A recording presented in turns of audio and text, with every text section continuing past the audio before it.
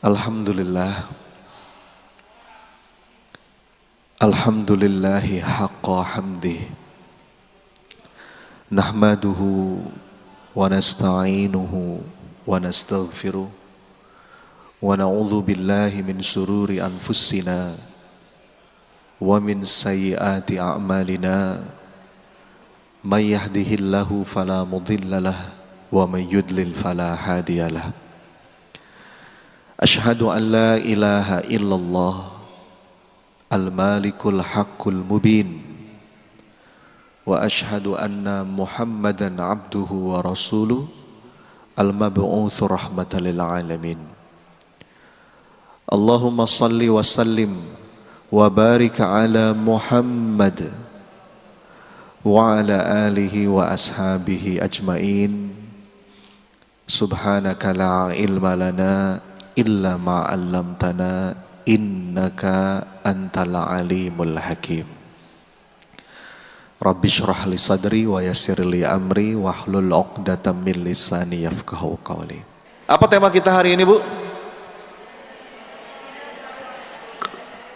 Inner voice. Waduh, judulnya keren nih, Bu. Apa judulnya? Inner voice itu apa sih, Bu? Suara-suara yang ada di dalam diri. Ini suara-suara yang muncul di pikiran kita, di benak kita, mungkin berupa lintasan-lintasan pikiran atau bisikan-bisikan. Ini penting, Bu, untuk kita sadari dan untuk kita kelola, Pak. Untuk kita kendalikan.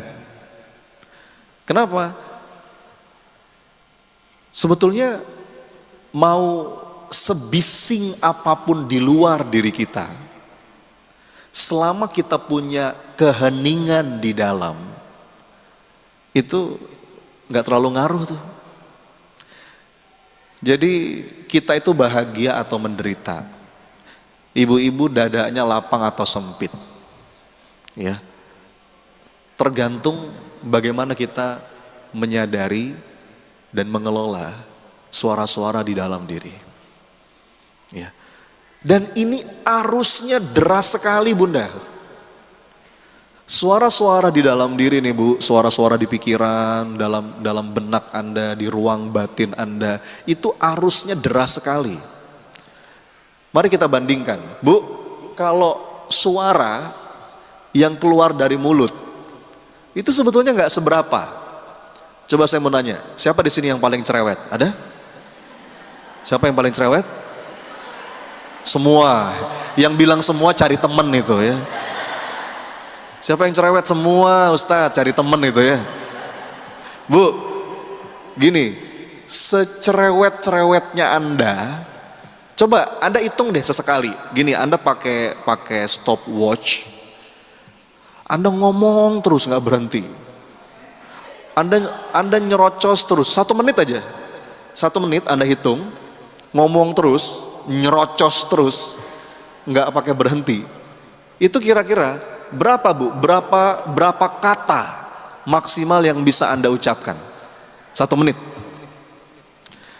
Secerewet-cerewetnya Anda, itu 1 menit, paling maksimal itu 140 kata, Bu. Coba aja hitung, nggak lebih. Anda ngomong nih, Anda hitung katanya, itu paling 140 kata. Kalau suara yang keluar dari mulut. Tapi kalau suara yang ada di pikiran, Bu, yang ada di ruang batin, muter terus di kepala, ya, lintasan pikiran, bisikan-bisikan. Ada yang tahu nggak? Dalam 1 menit ada berapa? Ini saya nggak ngarang. Ini menurut beberapa pakar yang meneliti tentang hal ini, mereka mengatakan suara dalam pikiran itu 1 menit bisa 4.000 kata. Berapa? 4.000 kata. Anda coba lihat perbandingannya, Bu. Kalau suara dari mulut berapa? 140, tapi kalau suara di pikiran, Bu, 4.000. Itu tuh berisik sekali, Bu. Ya. Ini ibu-ibu mulutnya diem nih. Tapi di sini nggak diem, bener nggak? Ayo, tahu saya. Mungkin ada yang mikirin, tadi jemuran diangkat belum ya? Tadi kompor udah mati belum ya? Ustadz Sony makin gemuk ya? Ada aja. Bahkan kita tidur sekalipun Bu, itu tuh dia muter terus, betul Bu? Anda bayangin kalau 1 menit aja 4.000, berarti sehari itu bisa jutaan. Bahkan kita tidur sekalipun dia jalan, makanya kita mimpi, ya kan Bu? Kadang-kadang mimpinya bersambung. Kita mimpi, bangun, tidur, bersambung lagi. Ada yang pernah gitu? Itu bukti. Jadi ini perlu kita sadari. Kenapa? Karena inner voice itu, suara-suara di dalam diri kita, sumbernya bisa 3. Yang pertama, suara yang datang memang dari diri sendiri, namanya hawa. Apa namanya Bu? Makanya kalau orang Indonesia suka nyebut apa? Hawa nafsi. Suara yang datang dari diri sendiri. Itulah mengapa ayatnya itu berbunyi wanahan nafsa anil hawa fa innal jannata hiyal ma'wa. Yang kedua, ada suara-suara yang memang datangnya itu dari setan. Disebut dengan was-was. Apa namanya Bu? Gimana ayatnya? Yuwaswisu fi sudurin nas, terus minal jinnati wan nas. Jadi setan itu Bu, setan itu sifat. Dia bisa dalam bentuk jin, bisa dalam bentuk manusia. Artinya manusia yang kayak setan banyak Bu. Maksudnya yang membisik-bisikin kita kepada keburukan, yang mengajak kita kepada yang jelek-jelek, itu namanya was-was. Dan dibisikinnya itu bukan ke telinga, tapi ke dada. Tadi kan yuwaswisu fi sudurin nas. Masih ingat ya? Sudur itu apa Bu? Sudur itu dada. Sodrok, sodrun, sudur. Nah itu yang kedua. Yang ketiga, ada juga tuh lintasan-lintasan pikiran yang memang datangnya itu dari Allah atau dari malaikat. Namanya ilham. Apa namanya Bu? Ilham. Kita kan bukan nabi ya. Kalau nabi dapatnya wahyu. Ya. Tapi kalau kita hamba-hamba Allah dapatnya itu ilham. Fa'auhaina. Nah ini perlu kita sadari. Jangan sampai yang kita ikutin itu bisikan-bisikan, lintasan-lintasan pikiran yang datangnya dari setan, yang datangnya dari hawa nafsu. Itu bahaya. Karena suara di dalam diri itu Bu, itu sangat otoritatif. Dia sangat powerful. Suara apapun kalah. Mau itu suara ustadz kek, suara motivator, suara orang tua, suara-suara itu pada akhirnya akan kalah sama suara-suara yang ada di dalam diri kita. Makanya ini bahaya nih. Ini perlu kita sadari. Suara-suara apa yang kita ikutin? Ya, lintasan-lintasan pikiran apa yang itu memang perlu kita lawan, ya, perlu kita kelola, atau perlu kita ikuti. Ini perlu kita sadar Bu. Karena untuk mengendalikan sesuatu, kita perlu sadar dulu. Segala sesuatu yang tidak kita sadari, itu nggak bisa kita kendalikan. Nggak bisa kita ubah. Makanya sering saya sampaikan, langkah pertama untuk mengubah apapun, itu sadar dulu. Sadar dulu. Kalau kita nggak sadari itu, nggak bisa kita berubah. Kalau orang minimal dia sudah menyadari, itu udah dikit lagi insya Allah. Minimal menyadari dulu. Kalau seseorang itu sudah masuk pada level kesadaran, itu udah 50% insya Allah menuju pemulihan, menuju perbaikan. Kalau misalkan ada orang yang curhat gitu ya, terus ngomong gini, Ustadz, saya tuh orangnya sombong Ustadz.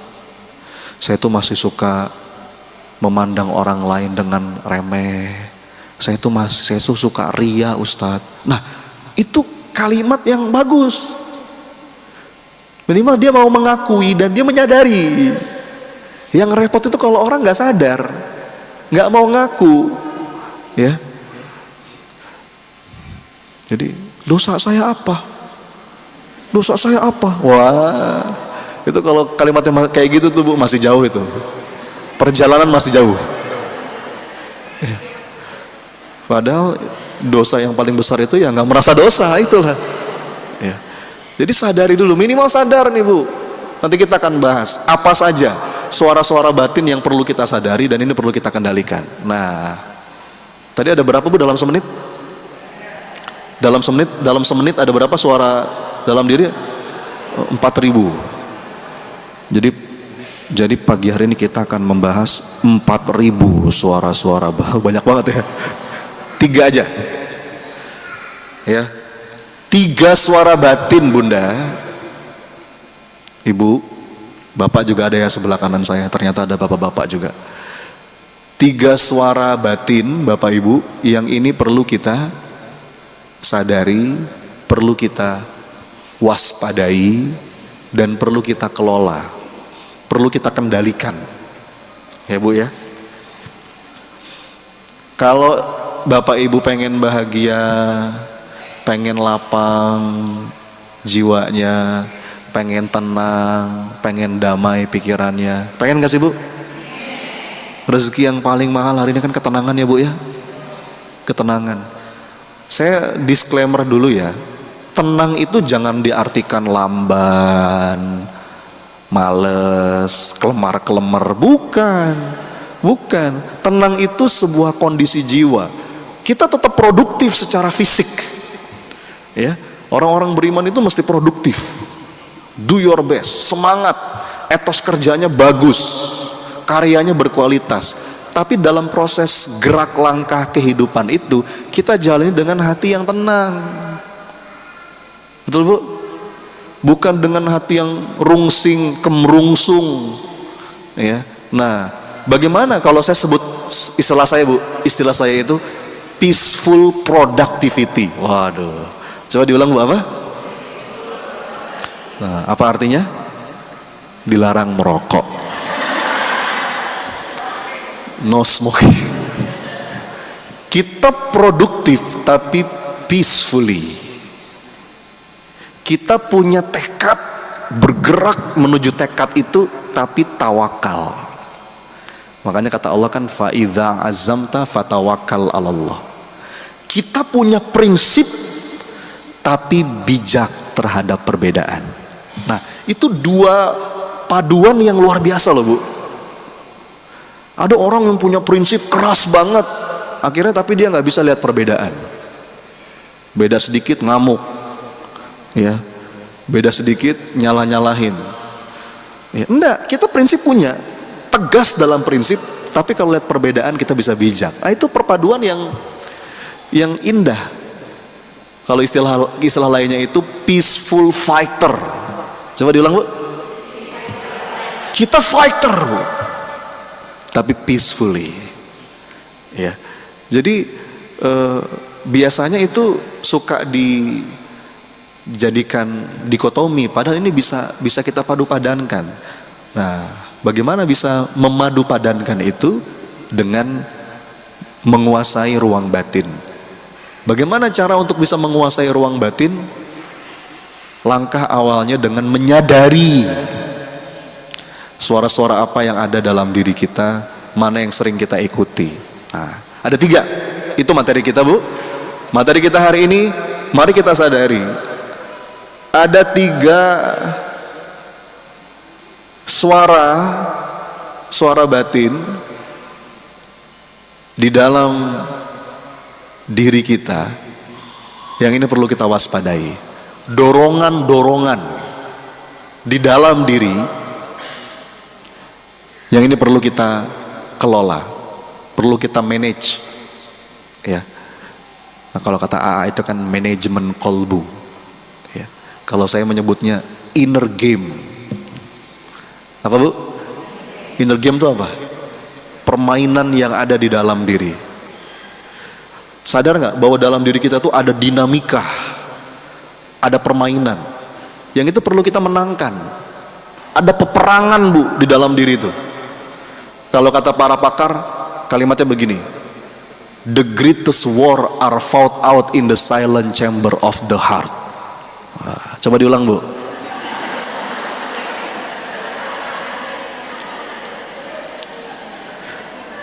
Peperangan terbesar itu adanya di mana? Di dalam diri. Kalau kata Nabi, jihadun nafs. Kita nggak bisa menang di luar sebelum kita menang di dalam. Ibu nggak bisa jadi orang tua yang baik, jadi ibu yang baik, istri yang baik, suami yang baik sebelum mulainya dari diri. Kita nggak bisa mengubah orang lain sebelum kita mengubah diri. Ya, kalau kita mau menang di luar, menang dulu di dalam. Nah, jadi ada peperangan nih. Nah, ini perlu kita sadari. Ada 3, kita bahas satu-satu ya. Yang pertama, suara batin, dorongan-dorongan di dalam diri yang perlu kita sadari dan perlu kita waspadai adalah suara-suara atau dorongan-dorongan jiwa yang mendorong kita, membuat kita selalu ingin tergesa-gesa, buru-buru, pengen apa-apa cepet-cepet. Hati-hati Bu. Bahkan ada hadisnya, kata Nabi SAW, ketergesa-gesaan itu datangnya dari setan. Nah, ini bahaya nih Bu. Bahkan dorongan ingin cepet-cepet, tergesa-gesa itu bisa jadi sumber dosa. Kepingin cepet-cepet kaya, gimana? Korupsilah. Kepingin cepet-cepet apa lagi? Dapat gelar, nggak mau menempuh prosesnya, curanglah. Usaha kepingin cepet-cepet dapat hasil, berdoa kepingin cepet-cepet dikabulkan. Itu bahaya Bu. Sekarang itu kan kita hidup di zaman yang kayaknya pengen apa-apa cepet ya Bu ya. Yang paling laku tuh yang gitu-gitu tuh, seminar bagaimana cepat kaya, cepat sukses. Akhirnya kita nggak mengindahkan prosesnya. Doa kepengen cepat-cepat dikabul. Padahal bahkan kata Nabi SAW, perhatikan Ibu, ini hadis penting banget. Dalam urusan doa, apa kata Nabi? La yazalu yustajabu li abdi malam ya'jal. Apa artinya? Allah itu senantiasa akan mengabulkan doa seorang hamba malam ya'jal, selama hamba itu tidak tergesa-gesa. Dalam riwayat lain, malam yastajil. Ya, Ibu tahu takjil Bu? Takjil itu apa Bu? Itu kan dari kata istijal, takjil. Takjil itu apa Bu? Nah, di sini berubah maknanya ya. Takjil tuh gorengan Ustaz. Kolek Ustaz. Takjil itu kan menyegerakan ya Bu ya. Memang ada beberapa hal yang perlu kita segerakan. Buka puasa, segerakan. Makanya disebut apa? Takjil. Apalagi menguburkan jenazah, segerakan. Ya Bu ya. Bayar utang, segerakan. Apalagi menikahkan anak, kalau udah waktunya, jodohnya udah ada, segerakan. Jangan tunda-tunda. Ada beberapa hal dalam hidup yang perlu kita segerakan. Tapi untuk urusan doa, kata Nabi, justru sebaliknya. Karena kadang-kadang Allah itu menunda sesuatu. Hendak Allah sempurnakan. Segala sesuatu yang Allah tunda itu pasti hendak Allah sempurnakan. Ya. Orang tuh kalau ngikutin dorongan batin kepengen cepet-cepet, kepengen buru-buru, akhirnya suuzon sama Allah. Mana ya Allah, aku udah doa, mana? Nah itu tuh. Saya lengkapi hadisnya ya. Nabi bersabda, Allah itu senantiasa mengabulkan doa selama hamba itu tidak tergesa-gesa. Lalu sahabat bertanya, ya Rasulullah, ma'al istijal, seperti apa itu hamba yang tergesa-gesa? Rasul menjawab, hamba yang tergesa-gesa itu adalah mereka berdoa, tapi setelah berdoa mereka mengatakan, mana? Mana? Aku udah doa, mana? Itu kalimat kayak begitu tuh Bu, doanya tertolak. Ada suudzon di situ. Padahal Bu, udah deket tuh. Kita kan doa lagi, doa lagi. Kata seorang ulama, doa itu seperti mengayuh sepeda. Doa makin deket, makin deket, makin deket, dan udah deket tiba-tiba kita suudzon. Mana Allah nggak kabulkan doaku, itu cancel tuh Bu. Anna inda dzanni abdi bi, aku sebagaimana prasangka hambaku.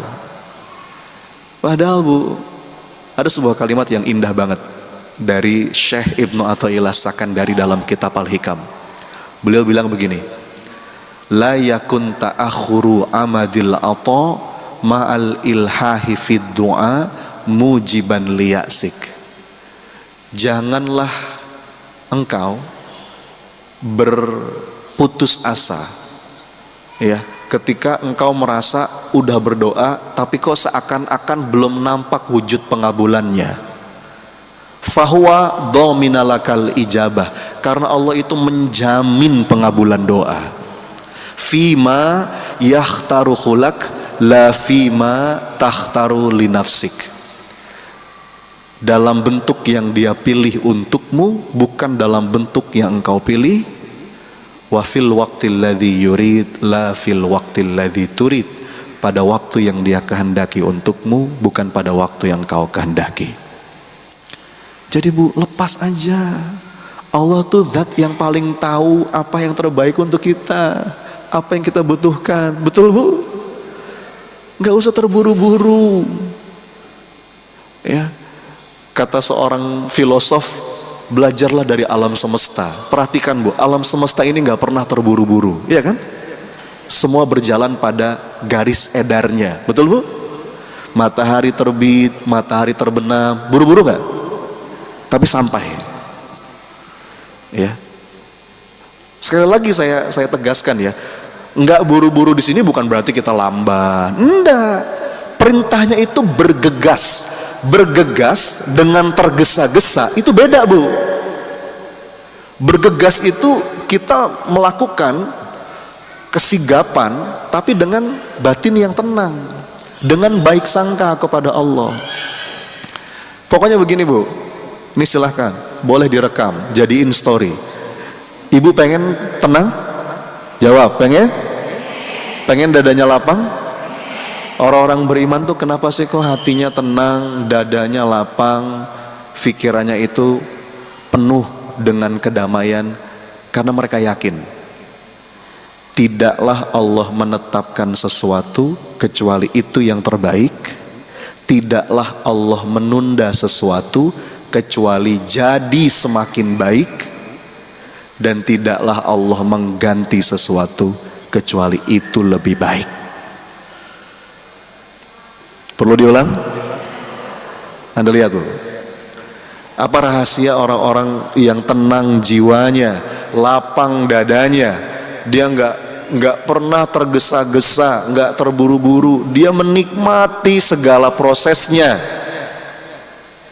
Karena mereka yakin tidaklah Allah menetapkan sesuatu kecuali itu yang terbaik. Tidaklah Allah menunda sesuatu kecuali jadi semakin baik. Dan tidaklah Allah mengganti sesuatu kecuali itu lebih baik. Enak gak, Bu? Allah itu kalau menetapkan sesuatu, semoga itu yang terbaik. Tapi kalau Allah menunda sesuatu, itu pasti jadi semakin baik. Dan ketika Allah mengganti sesuatu, maka itu yang lebih baik. Makanya kata Nabi SAW, ajaban li amril mu'min inna amrohu kullahu khair. Betapa menakjubkan urusan orang-orang yang beriman. Kenapa? Karena semuanya baik. Ya, Bu, yang Allah tetapkan itu yang terbaik. Yang Allah tunda pasti jadi semakin baik. Segala sesuatu yang Allah tunda itu, Bu, pasti hendak Allah sempurnakan. Karena biasanya kalau yang disegerakan itu kecil. Contoh bulan puasa tadi kita sebut takjil. Bu, takjil itu gede apa kecil? Contohnya apa contoh takjil?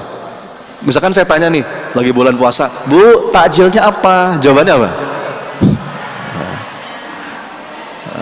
Kalau misalkan ibu jawab begini, Bu, takjilnya apa? Nasi padang, Ustaz. Pantas nggak, Bu? Yang Allah akhirkan itu hendak Allah sempurnakan. Dan apa yang Allah ganti, maka itu yang lebih baik.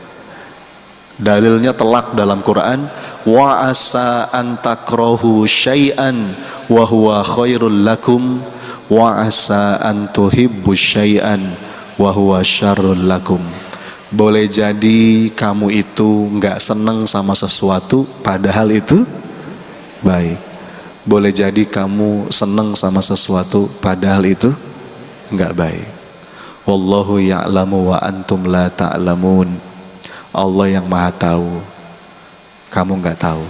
Jadi jangan enak aja, Bu, relax nih ya. Ikuti kata-kata saya. Kalimat ini mestinya membuat Anda lapang dan tenang jiwanya. Apa itu? Apa yang ditakdirkan untukku akan sampai kepadaku. Yuk.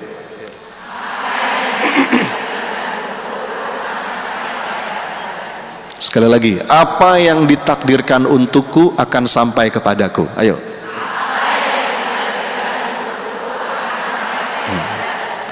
What belongs to me will simply find me. Wah. Ini sebenarnya perkataan dari Sayyidina Umar bin Khattab. Sayyidina Umar tuh pernah ngomong begini, hatiku tenang. Kenapa? Karena aku tahu segala sesuatu yang menjadi takdirku, dia nggak akan melewatiku. Tapi segala sesuatu yang melewatiku, berarti dia bukan takdirku. Ya nggak, Bu? Tenang aja. Kalau kata Imam Al-Ghazali, Bu, beliau mengatakan begini, segala sesuatu yang menjadi takdirmu, dia akan sampai kepadamu meskipun jaraknya sejauh 2 gunung. Tapi segala sesuatu yang tidak ditakdirkan untukmu, dia tidak akan sampai kepadamu meskipun jaraknya sedekat 2 bibir. Bu, jadi walaupun jaraknya sejauh 2 gunung, tapi kalau itu takdir kita, ketemu kita. Betul, Bu? Meskipun jaraknya sedekat 2 bibir, tapi kalau itu bukan takdir kita, nggak ketemu. Betul, Bu? Relax aja. Saya katakan tadi ya, relax itu bukan berarti kita nggak ngapa-ngapain, diem loh, enggak. Bergerak, Bu. Berikhtiar mah wajib. Itu amal soleh. Lakukan yang terbaik yang bisa Anda lakukan. Tapi maksud saya, tenang. Gak mesti kemerungsung. Ya, seperti kemarin saya sama istri, Bu, lagi ada lagi ada niat gitu ya, pengen beli tanah di Bogor. Wah, istri saya, nanti kita harus buru-buru, nanti keburu dibeli orang. Lah, kenapa harus begitu? Kalau itu emang jodoh kita, nggak akan dibeli orang, betul Bu? Tenang aja. Kalau emang itu dibeli orang, ya berarti bukan punya kita, ya nggak Bu? Tenang aja, apa sih buru-buru? Orang tuh pengen buru-buru punya sesuatu, akhirnya apa? Ngutang. Itu nih makanya saya katakan ya, dorongan kepengen terburu-buru ini bahaya Bunda. Ini bahaya. Lakukan yang terbaik yang bisa Anda lakukan. Ya. Ikhtiar itu amal soleh, tapi dengan dada yang lapang. Makanya kan kalimat kita kalau mau melangkah gimana Bu? Bismillahi tawakkaltu 'alallah la haula wala quwwata illa billah. Dan Allah tuh punya banyak cara loh Bu mengabulkan doa kita. Ya, minimal ya, dalam beberapa keterangan dari hadis Nabi, dari penjelasan para ulama, minimal itu ada 5 bentuk pengabulan doa dari Allah. Ada berapa? Ada 5. Yang pertama, Allah kabulkan doa kita sesuai dengan apa yang kita minta. Itu yang pertama. Allah kabulkan sesuai dengan apa yang kita minta. Kita minta A, Allah kasih A. Itu yang pertama. Pernah ngalamin dong? Pernah ya? Sering. Ada cara yang kedua. Cara kedua pengabulan doa dari Allah itu apa? Allah ganti dalam bentuk yang lebih baik dan lebih kita butuhkan. Itu bentuk pengabulan doa juga Bu. Kita minta A, Allah kabulkan B. Kita merasa seakan-akan doa kita nggak dikabul. Kenapa? Karena mata kita ke A terus. A, ya Allah, pokoknya A, nggak mau yang lain.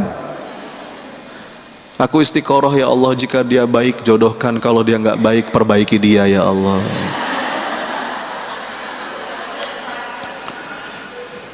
Itu kena virus harusitis, masih ingat Bu? Virus apa namanya? Bu, serius, saya tuh gimana ya, 15 tahun jadi trainer. Saya sering ketemu dengan orang yang mentalnya itu hancur, drop luar biasa karena penyakit harusitis. Serius Bu, ini saya nggak bercanda. Ada seorang anak Bu, mungkin dia udah dapet semacam arahan dari orang tuanya. Kamu pokoknya kuliah harus di luar negeri, Dari kecil di doktrin seperti itu gitu ya. Udah dipersiapkan segala sesuatu. Qadarullah, mungkin orang tuanya bisnisnya hancur, jadi nggak ada biaya. Dia udah coba ikut beasiswa macam-macam juga nggak berhasil. Singkat cerita, gagal lah Bu anak ini kuliah di luar negeri. Ada tahu Bu? Stres anak itu. Hanya karena gara-gara gagal itu. Padahal kita kan nggak ngerti. Justru siapa tahu dengan dia gagal mungkin, terus dia akhirnya hanya bisa kuliah di Indonesia. Allah punya rencana di situ, betul Bu? Kenapa kita harus segala sesuatu tuh? Nggak mesti. Kita punya rencana bagus dan itu sudah semestinya. Itu bagian dari ikhtiar. Punya azam, punya tekad itu wajib. Seorang mukmin itu harus punya azam dalam hidupnya. Ini yang saya inginkan. Itu bagus. Fa'idha azamta, tapi fatawakkal 'alallah. Kadang-kadang kita kepengen A, Allah ganti B. Cara kedua tuh. Tadi cara pertama apa? Cara pertama dikabulkan sesuai dengan apa yang kita minta. Cara kedua diganti dengan yang lebih baik dan lebih kita butuhkan menurut ilmunya Allah. Kadang-kadang kita merasa ini yang terbaik untukku, tapi Allah yang lebih tahu yang terbaik untuk kamu tuh yang ini. Dan jawaban itu seringkali baru muncul seiring waktu berjalan. Nggak langsung ketemu jawabannya. Nah, banyak orang itu dadanya sempit karena pengen buru-buru dapat jawaban. Kenapa ini menimpaku? Kenapa hidupku seperti ini? Salahku apa? Jawaban itu mungkin nggak langsung ketemu Bu. Tapi nanti seiring waktu berjalan, kejadian yang dulu kita sedihkan sekarang Oh, ternyata ini maksudmu ya Allah. Pernah gitu Bu? Kejadian yang dulu kita sedihkan, yang dulu kita sesali, seiring waktu berjalan justru menjadi kejadian yang paling kita syukuri. Pernah Bu? Jadi jaga baik sangka itu. Itu cara kedua tuh. Allah ganti. Cara ketiga, Allah tunda sampai waktu yang paling tepat. Ya. Sampai waktu yang paling tepat. Kadang-kadang kita berdoa pakai deadline pula. Ya. Ya Allah, pengen ini kabulkan ya Rob, kalau bisa minggu depan.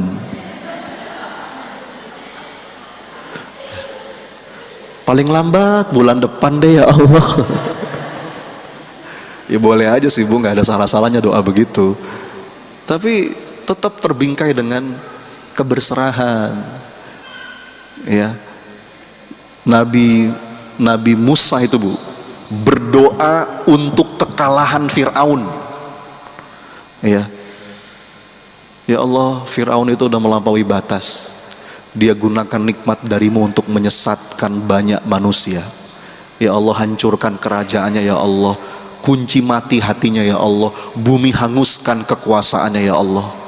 Itu doanya Nabi Musa untuk kehancuran Fir'aun. Ibu tahu berapa lama pengabulan doanya? Tahu berapa lama? Kata para ulama, jarak waktu antara Nabi Musa berdoa sampai akhirnya Fir'aun tenggelam itu 40 tahun. Berapa lama? 40 tahun. Bu, ini Nabi Musa yang berdoa. Ulul azmi minar rusul. Itu pun doa bukan untuk dirinya tapi untuk umatnya, untuk kaumnya. Kira-kira kalau model kayak kita, pantasnya berapa lama? Tapi maksud saya nggak begitu. Saya cuma mau bilang, tenang. Ya. Kadang-kadang Allah tunda sampai waktu yang paling tepat. Kita pengennya buru-buru. Ini sekarang ya Allah waktu yang paling tepat. Weh, kata siapa?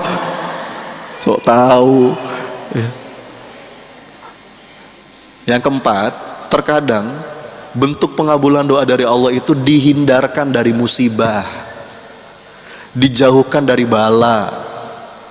Ibu, ini saya pakai analogi ya. Misal, ini naudzubillah, tapi ini bisa jadi harusnya tadi saya kecelakaan. Mungkin gak Bu? Bisa jadi. Tapi karena ada doa saya, doanya mungkin yang lain, doanya yang lain, tapi Allah konversi doa itu menjadi keselamatan. Mestinya kita kemarin kena penyakit, tapi Allah tolak bala itu, penyakit itu lantaran doa kita. Mungkin kita doanya yang lain, seakan-akan yang kita minta itu nggak dikabulin sama Allah. Padahal Allah mengabulkan dalam bentuk apa? Dijagain kita dari bala wal musibah. Jadi kalau ada orang yang ngomong, Ustaz, doa saya nggak dikabulkan sama Allah, bohong. Ya. Open your eyes, open your heart. Ada yang kelima, tapi kalau yang kelima ini khusus untuk para kekasih Allah, khusus untuk para orang-orang yang Allah muliakan, para kekasihnya. Apa yang kelima? Allah simpan di akhirat. Karena dunia itu terlalu murah, terlalu kecil. Biasanya untuk para kekasih Allah nih Bu, untuk para nabi, untuk para salafus soleh, untuk para aulia. Jadi Bu tenang aja. Gimana tadi? Apa yang ditakdirkan untukku akan sampai kepadaku. Yuk.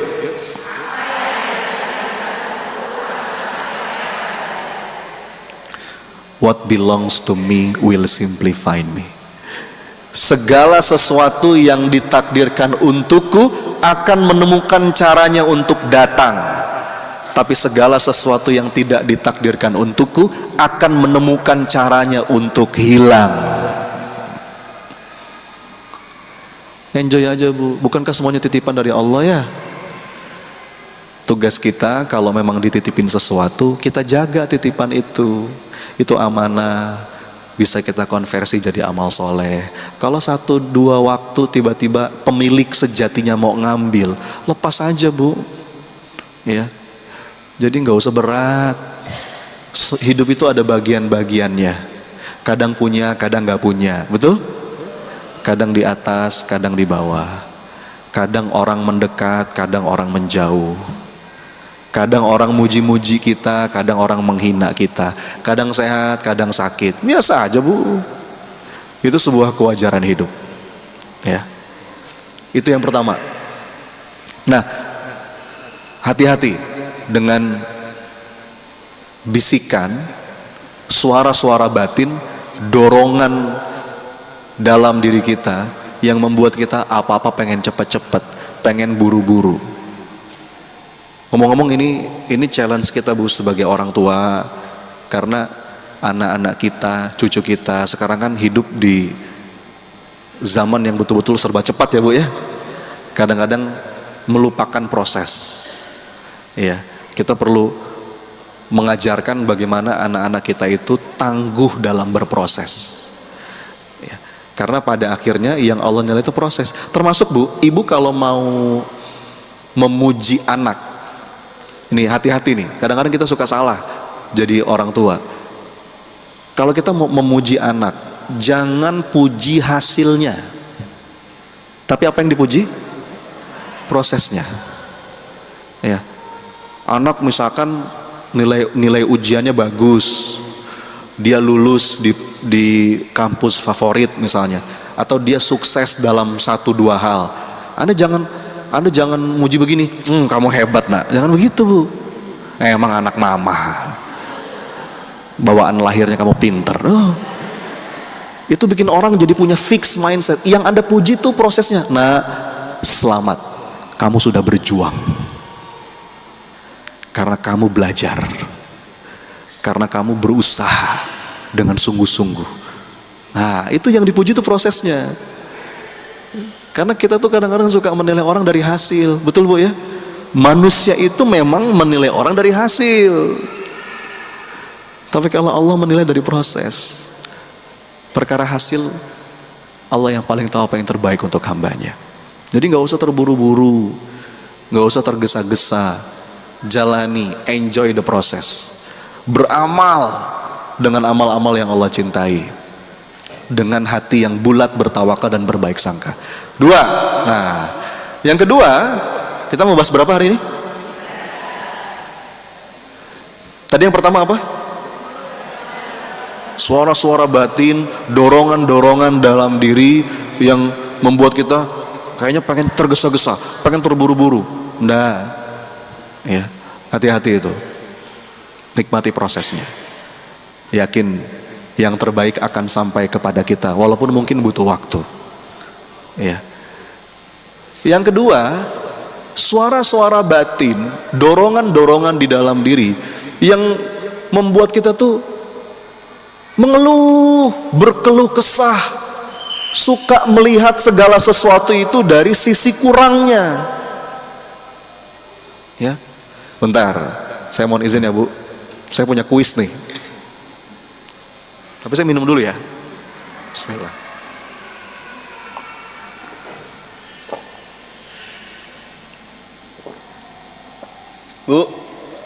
Bu, coba lihat, kelihatan? Tolong jawab. Gelas yang saya pegang ini setengah isi atau setengah kosong? Jawab. Gelas yang saya pegang ini setengah isi apa setengah kosong? Jawab yang benar. Sebentar. Kalau saya bilang ini setengah isi, saya benar nggak? Benar, emang setengah isinya. Tapi kalau saya bilang ini setengah kosong, saya benar nggak? Loh kok benar dua-duanya? Bedanya di mana? Hati-hati Bu. Kemana fokus perhatian Anda itu menentukan nasib Anda. Bu, ada sebuah penelitian, ini bagus banget. Ada seorang ilmuwan dari Amerika, dia itu penasaran tentang fenomena keberuntungan. Kenapa ya kok kelihatannya ada orang-orang yang hidupnya beruntung terus, ya Bu ya? Padahal kerjanya biasa-biasa aja, tapi kenapa kok nasibnya baik ya? Dia lulus kuliah, mau kerja, nggak pakai ngelamar, dapat pekerjaan yang enak, atasan juga baik, gaji cocok, pas.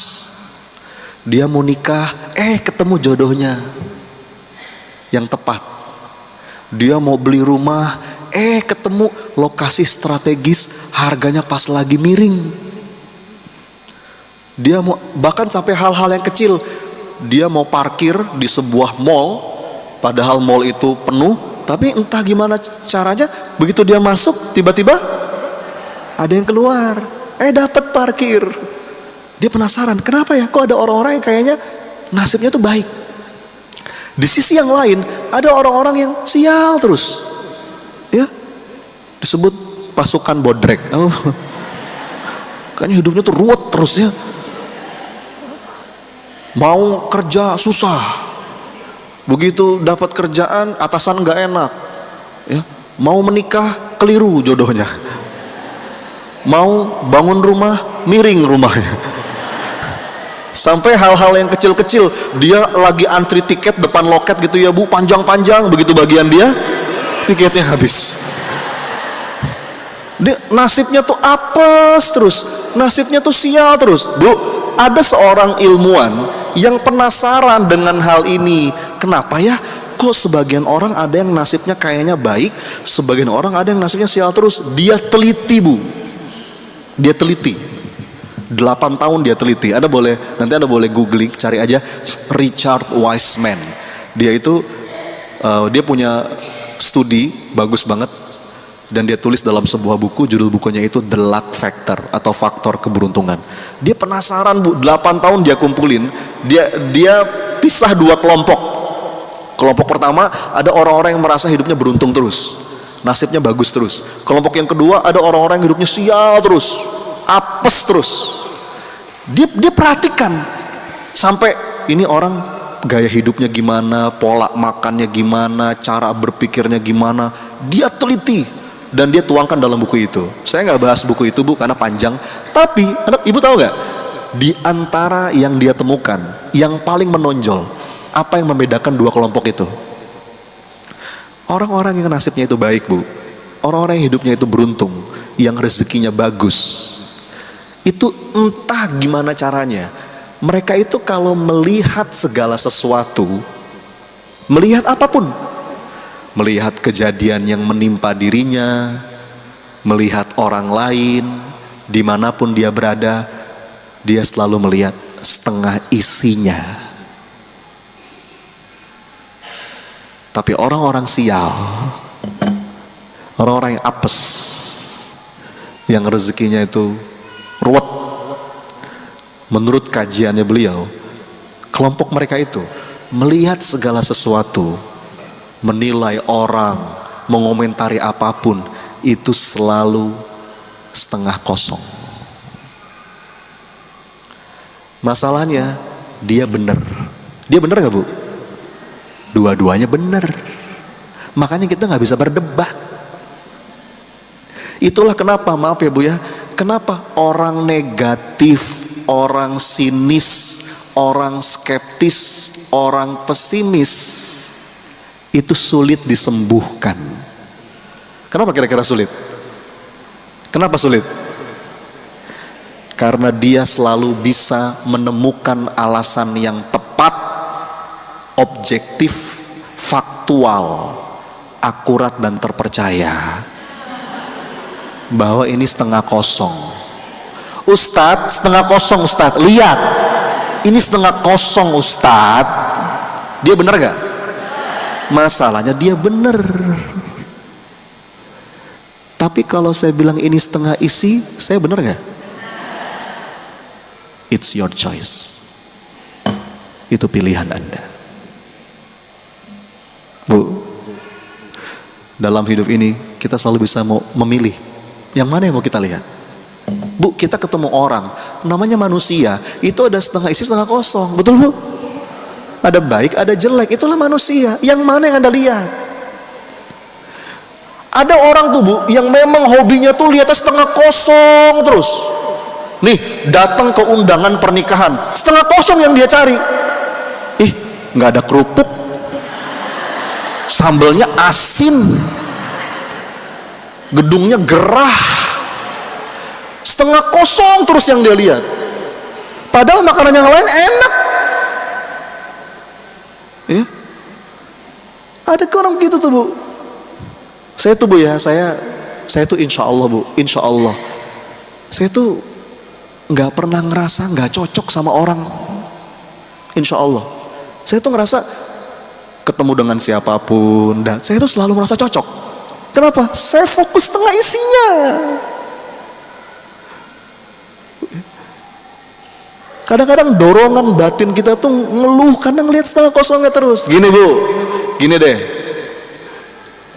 Anda mau tahu?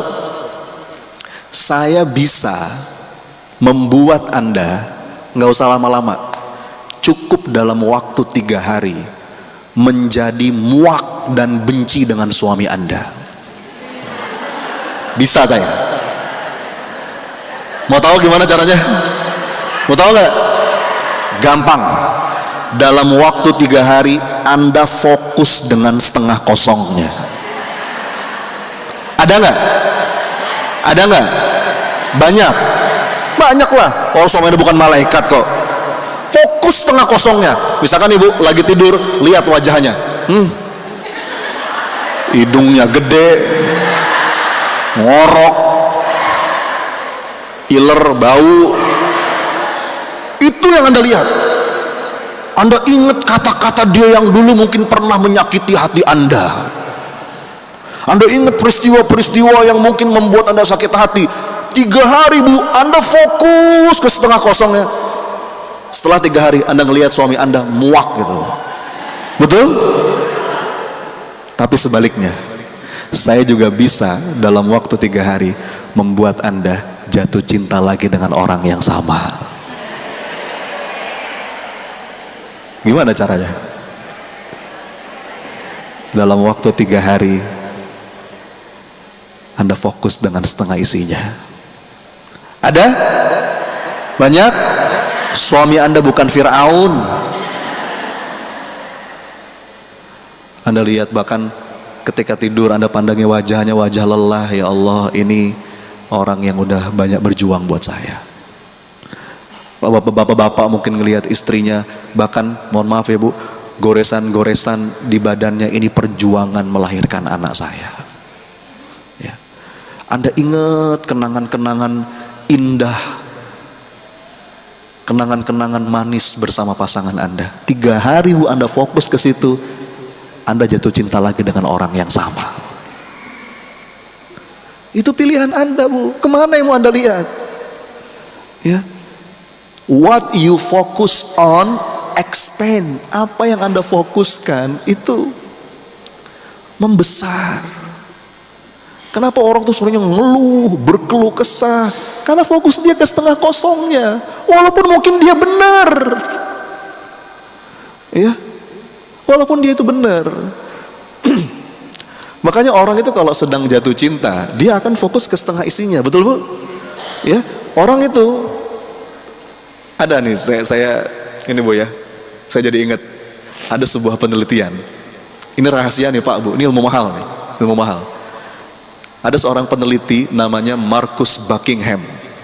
Dia itu meneliti Bu, ribuan pasang suami istri untuk menemukan jawaban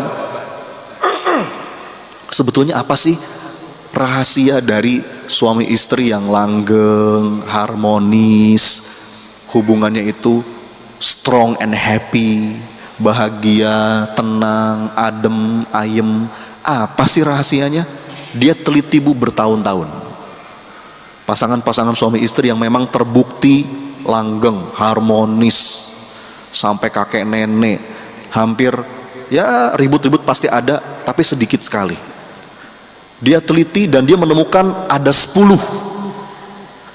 rahasia. Oh 10 masih kebanyakan. Dia peres lagi 5. Oh 5 masih kebanyakan. Dia gali lagi, dia peres lagi jadi 3. Oh 3 masih kebanyakan. Dia ambil 1 yang paling. Jadi satu hal yang menempati peringkat pertama, yang menyebabkan suami istri itu bisa langgeng, awet, adem, ayem. Dia tulis dalam bukunya. Sekarang saya mau nanya, tebak kira-kira apa satu hal itu? Ayo, apa? Hah? Apa? Apa? Memahami bukan?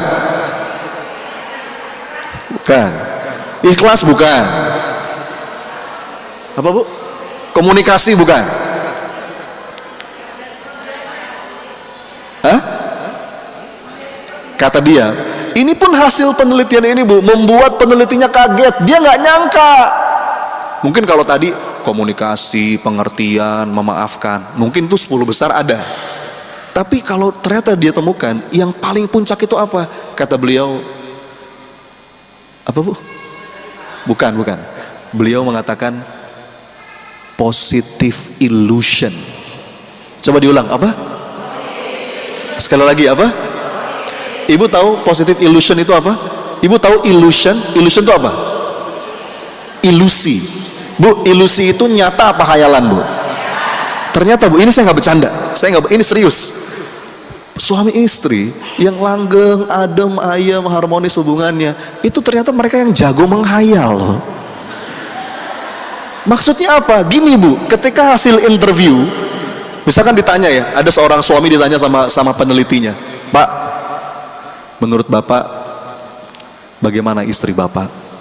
Aduh mas, kalau menurut saya, istri saya itu wanita yang paling cantik sedunia. Wanita yang selama ini mau bersama saya. Entah gimana caranya bu, dia tuh melihat pasangannya itu yang terbaik.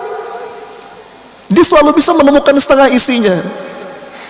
Bu, menurut ibu gimana suami ibu? Suami saya mas, orang yang paling baik yang pernah saya kenal. Jadi ketika diteliti, mereka itu selalu menemukan setengah isi dari pasangannya. Ya.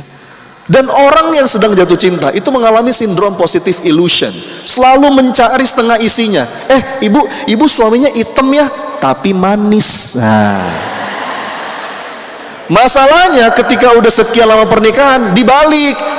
Ibu suaminya manis ya, tapi hitam. Padahal dua hal itu udah ada dari dulu, betul bu? Pak, bapak suaminya, bapak istrinya cerewet ya, tapi satset. Kalau bikin apa-apa jadi cepet rapi. Begitu sekian lama pernikahan dibalik, masya Allah pak, bapak istrinya satset ya, tapi cerewet.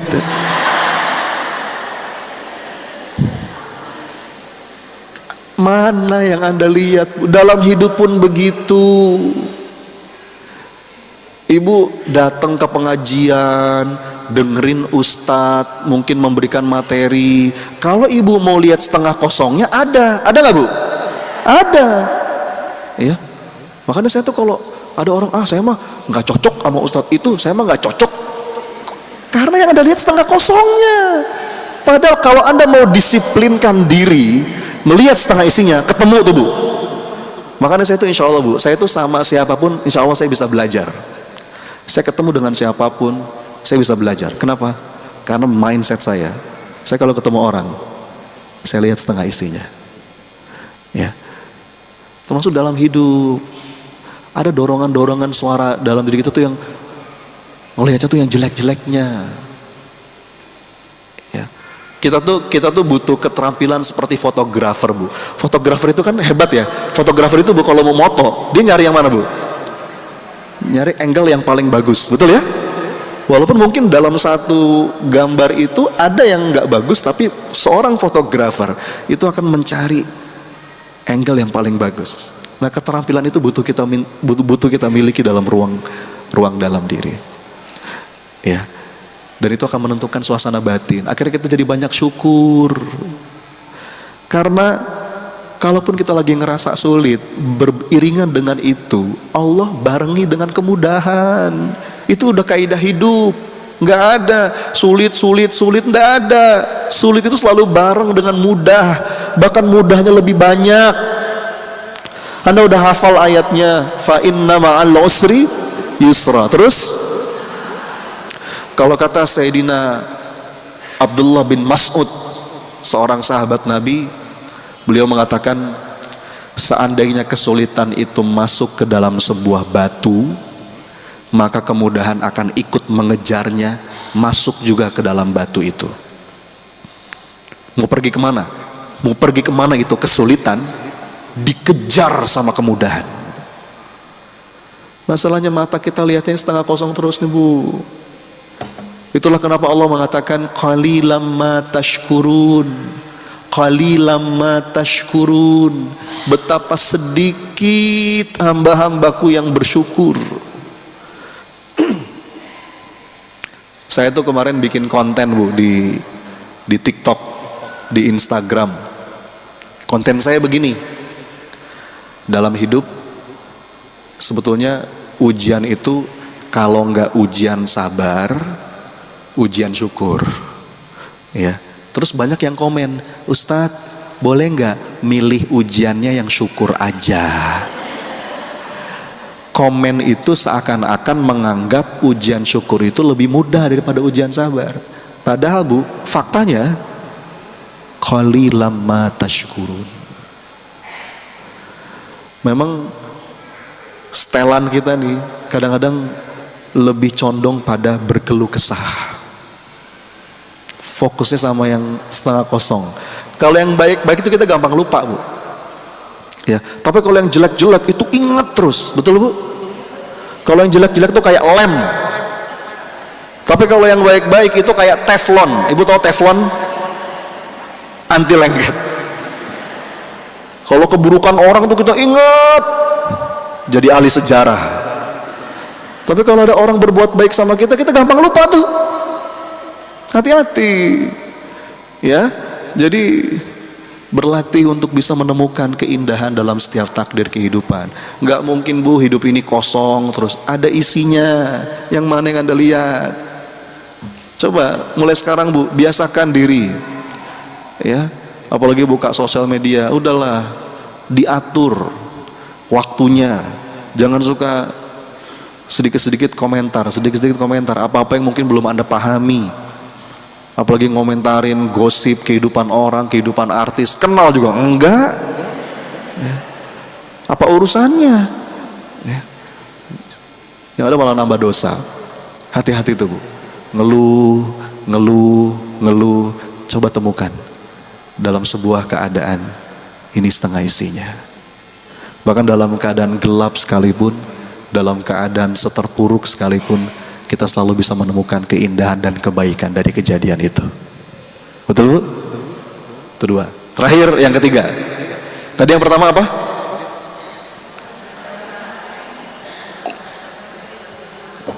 Inner voice. Suara batin, suara di dalam diri yang itu membuat kita apa-apa kepengen buru-buru, kepengen cepat-cepat. Akhirnya kita kadang-kadang mengambil jalan yang haram. Ya. Kita malah terjebak dalam dosa, naudzubillah. Berproseslah, bergeraklah dengan sepenuh raga, tapi berserahlah dengan sepenuh jiwa. Berdoa sepenuh rasa, bergerak sepenuh raga, berserah sepenuh jiwa. Wah. Bagus tuh buat status WhatsApp. Tadi gimana? Berdoa sepenuh rasa, bergerak sepenuh raga, berserah sepenuh jiwa. Tenang aja Bu, tugas kita melakukan yang terbaik. Do your best and that will be enough. Pokoknya jika aku berbuat baik, maka yang baik akan datang kepadaku. Coba diulang. Sekali lagi. Jika aku berbuat baik, nggak ketukar bu, nggak ketukar. Hal jazaul ihsan illal ihsan. Faman ya'mal mithqala dzarratin khairan yarah sarayar. Nggak ketukar. Jadi tugas kita ngapain dong? Tugas kita itu berbuat yang baik-baik, melihat yang baik-baik, berprasangka yang baik-baik, melakukan yang baik-baik. Jika aku berbuat baik, maka yang baik akan datang kepadaku. Kalaupun kita berbuat baik dan orang berbuat buruk kepada kita, itu bukan masalah kita. Itu masalah dia nanti. Tugas kita itu ngelakuin yang baik-baik, melihat yang baik-baik, berprasangka yang baik-baik, melakukan yang baik-baik. Jika aku berbuat baik, yang baik akan datang kepadaku. Ya. Maka yang kedua tadi, hati-hati dengan dorongan suara-suara batin yang membuat kita dikit-dikit mengeluh, fokus sama yang jelek-jelek. Bahkan Quran itu mengatakan memang begitulah manusia, hobinya itu berkeluh kesah. Ya. Yang ketiga, suara batin, inner voice yang perlu kita waspadai adalah dorongan-dorongan dalam diri yang membuat kita hasad, ya, envy, iri, dengki, bahkan sampai membenci orang. Oh, itu menyempitkan dada, bu.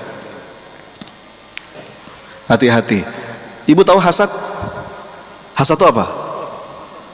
Hasad itu apa? Hasad itu begini.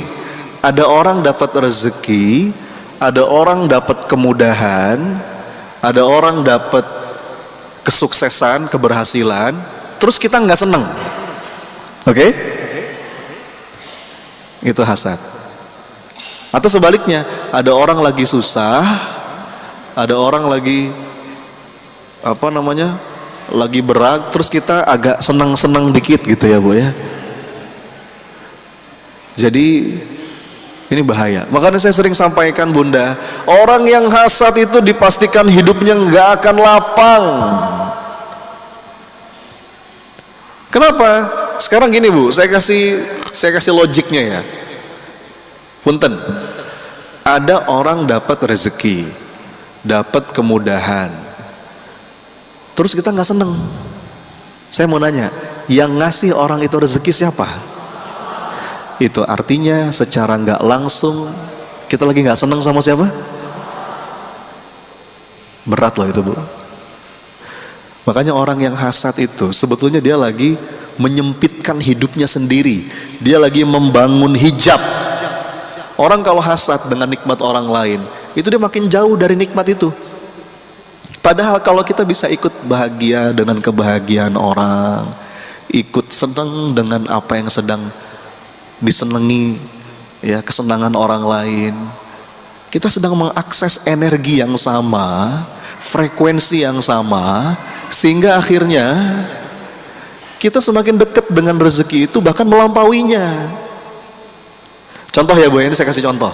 Misalkan kita punya saudara, kita punya teman lama mungkin, kita punya siapapun lah, dia dapat rezeki, beli rumah baru, rumahnya bagus, besar, terus bikin acara syukuran, kita diundang, datang dengan sepenuh bahagia, seakan-akan kita yang punya rumah itu. Kalau kita bisa punya hati kayak begitu bu, dalam waktu dekat kita akan mengakses rezeki yang sama, bahkan melampauinya. Ada orang berangkat haji nih, kita belum berangkat haji, ada orang berangkat haji, kita ikut seneng, seakan-akan kita yang mau berangkat. Itu bu, pegang kata-kata saya, dalam waktu dekat nggak lama nyusul anda. Tapi kalau ada orang dapat rezeki, kitanya nggak seneng, makin jauh. Kalau kata Sayyidina Ali bahkan begini, orang yang hasad itu seperti minum racun, tapi berharap orang lain yang mati. Nggak bisa. Ya ada malah dia yang mati. Dia yang mati. Nah, terus terapinya gimana nih Ustadz? Terapinya Bu, supaya kita nggak terjebak dengan suara batin ini, banyak-banyak mendoakan orang lain. Ya, Bu, nggak usah khawatir. Saya sering sampaikan, kalau mendoakan orang tuh yang lepas. Kenapa? Karena nggak kemana-mana. Nggak kemana-mana.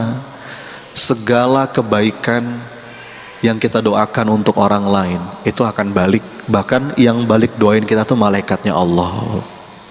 Betul Bu? Coba deh Bu ya, ini gini deh. Jangan banyak teori. Jangan banyak teori. Ibu coba langsung praktekin. Nanti ibu rasakan what will happen, apa yang akan terjadi. Nih Bu, pulang dari sini nih, ibu ngelihat siapapun, mungkin ngelihat satpam, ngelihat ada pengamen, ngelihat ada yang dagang di jalan Ibu. Daripada bibir Anda nganggur, angkat tangan, dalam hati aja, diem-diem. Ya Allah, berkahi rezeki dia ya Allah. Kalau dia lagi punya masalah ya Allah, mudahkan urusannya ya Allah. Kalau dia belum berangkat umroh haji, undang ya Allah. Jadiin anak-anaknya soleh-soleha ya Allah. Ampuni dosa-dosanya ya Allah. Amin. Dah. Wah, itu Bu, malaikat akan berkata, bagimu juga. Ibu denger nih, ada kabar, ada saudara lagi ada masalah, ada temen lagi kena kesusahan. Syukur-syukur kita bisa bantu materi, bantu fisik. Tapi kalaupun itu belum bisa, minimal sebut namanya dalam doa. Ya Allah, si fulanah ya Allah, dia lagi ada masalah, ya Allah tolong ya Rabb. Wah. Kalau kata guru saya, Son, bisa jadi masalah kita tuh gak beres-beres karena doa kita egois. Doanya sini terus. Padahal kita diajarin tuh doanya gimana? Allahumma ghfir lil mu'minina wal mu'mina wal muslimina, bahkan al ahya, ya, al ahya minhum. Cobain Bu. Kalau guru saya tuh ngajarin begini, Mas Soni, kalau lagi tahajud, kalau kamu pengen betul-betul powerful, menyerap energi positif dalam hidup, coba deh, setiap kali kamu tahajud, tulis kalau perlu, 7-40 orang yang secara khusus ingin kamu doakan. Bu, kalau doain anak, orang tua, itu udah pasti ya Bu ya. Itu Bang gak usah diajarin. Itu udah standar lah. Doain anak, pasangan, orang tua, keluarga, itu udah pasti. Tapi diluaskan lagi. Ya Allah, Anda ingat teman Anda, saudara Anda, ya Allah, mudahin urusannya. Diam-diam aja Bu. Ya, saya kalau bimbing jamaah umroh Bu, saya tuh selalu bilang sama jamaah, biasanya di akhir-akhir sebelum pulang di Mekah, saya nanya sama jamaah, Pak, Bu, gimana? Udah puas belum doanya? Udah Ustadz, doa apa aja? Ini Ustadz, A, B, C, oh di Raudhah udah doa, di depan Multazam udah doa, bagus. Terus saya bilang, Pak, Bu, mau saya kasih tahu nggak? Ini ada rahasia doa yang akan mengubah hidup. Apa Ustadz? Doain orang. Nanti sebelum pulang nih Bu, Pak, di depan Ka'bah, coba ibu berdiri sebentar, ibu lihat kanan kiri. Bu, kalau depan Ka'bah kanan kiri orang-orang lagi pada ngapain tuh? Ada yang nangis, betul Bu ya? Demi Allah. Ibu bilang sama Allah, ya Allah, apa yang mereka minta ya Allah, jika itu memang baik, kabulkan, mudahkan. Wah, itu energi kebaikan dari orang-orang itu Bu, menyerap. Ibu kalau mampir ke rumah sakit ya Bu ya, ngejenguk siapa, setiap lewat kamar rawat, ya Allah karuniakan kesembuhan, ya Allah gugurkan dosa-dosanya. Itulah, jadi tuh kita kepengen ngelihat orang tuh bukan kepengennya saling bersaing dalam urusan dunia, akhirnya jadi hasad, cemburu, iri dengan apa yang dimiliki orang lain. Enggak. Tapi malah kepengen orang tuh kalau bisa, Rasulullah tuh kepengen semua orang kalau bisa selamat, bahagia, masuk surga. Kalau kita punya hati seluas samudera kayak gitu bunda, hidup tuh lapang. Hidup tuh lapang. Karena hasad itu bisa menghanguskan amal dan menyempitkan dada. Ya, mudah-mudahan Allah izinkan kita punya jiwa yang tenang, dada yang lapang, pikiran yang damai. Yuk kita bungkus. Apa aja? 3 suara batin yang perlu kita waspadai, Bu. 1. Apa, Bu? Suara-suara di dalam diri yang mendorong kita untuk buru-buru, tergesa-gesa, pengen apa-apa cepet-cepet. Nggak.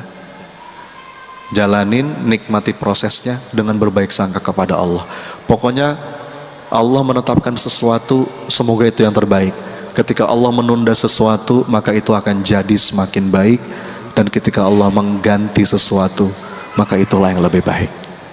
Ya. Yang kedua, suara batin yang mendorong kita untuk ngeluh, apa-apa tuh dilihatnya yang jeleknya, yang kurangnya, yang kosongnya. Lihat apa-apa kurang, lihat ini kurang, lihat itu kurang. Lihat pasangan kurang, lihat anak kurang, lihat yang sudah kita miliki kurang semua. Karena ada fokus pada setengah kosongnya. Padahal saat kita mampu melihat setengah isinya, kaidah hidupnya itu Allah akan tambah nikmat. La azidannakum. Ya. Makanya kita kenapa disebut kufur? Karena kufur itu kan cover. Seakan-akan kita nggak ngelihat setengah isinya, kita hanya ngelihat setengah kosongnya. Ya Bu ya. Qalilam ma tashkurun. Betapa sedikit hamba-hambaku yang bersyukur. Dan yang ketiga, apa yang perlu kita waspadai? Dorongan-dorongan batin, suara hati yang membuat kita hasad, iri, dengki. Oh itu bahaya Bu. Itu menyempitkan dada dan menghanguskan amal. Karena orang hasad itu Bu, pada level kronis itu sampai ingin menghilangkan nikmat orang. Betul Bu? Makanya sampai kita diminta berlindung kepada Allah. Hasidin idza hasad. Ya kan Bu? Kita minta tuh berlindung kepada Allah, dijauhkan dari orang-orang yang hasad. Di Quran surat Al-Falaq gitu kan? Gimana? Qul a'udzu birabbil falaq min syarri ma khalaq wa min syarri ghasikin idza waqab wa min syarri nafatsati fil 'uqad wa min syarri hasidin idza hasad. Berlindung kepadamu ya Allah dari orang-orang yang hasad dan dia menyatakan, mengekspresikan kehasatannya itu ingin mengambil nikmat orang. Itu penyakit hati yang bahaya Bu. Coba deh Bu, kalau dengar kabar teman lagi sukses, teman lagi rezekinya bagus, bagaimana kita punya hati? Ya Allah, alhamdulillah, betapa Engkau Maha Pemurah. Itu ya. Nah mudah-mudahan saat kita bisa mengelola suara-suara ini dalam diri, efeknya apa? Jadi hamba yang tenang, lapang dadanya, semangat menjalani hidup. Amin. Amin.